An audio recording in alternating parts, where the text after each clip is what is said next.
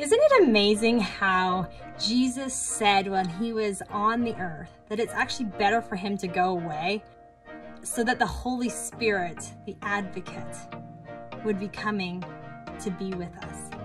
I don't know about you, but there are times when I sure would wish Jesus was in the flesh right beside me, especially when it comes to decision making, that he could just guide me, tell me what to do, give me advice, encourage me.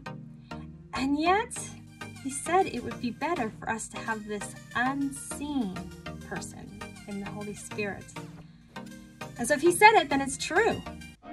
And yet, sometimes there's just so many different voices about telling us what that's supposed to look like.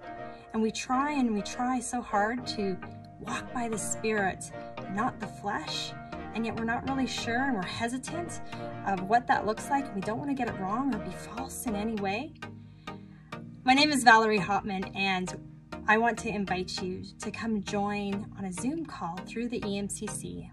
I'm an Enrich Facilitator, and we're going to talk about these things, about the Holy Spirit. We're going to talk about some scripture that perhaps you haven't considered.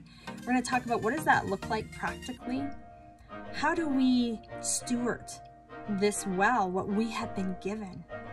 Things that the prophets long to have, that we get to have access to, who we get to have access to now. So we're going to talk about those things, and I know that you will walk away with some practical tips and also just a refreshing of what it is to confidently walk in the Spirit.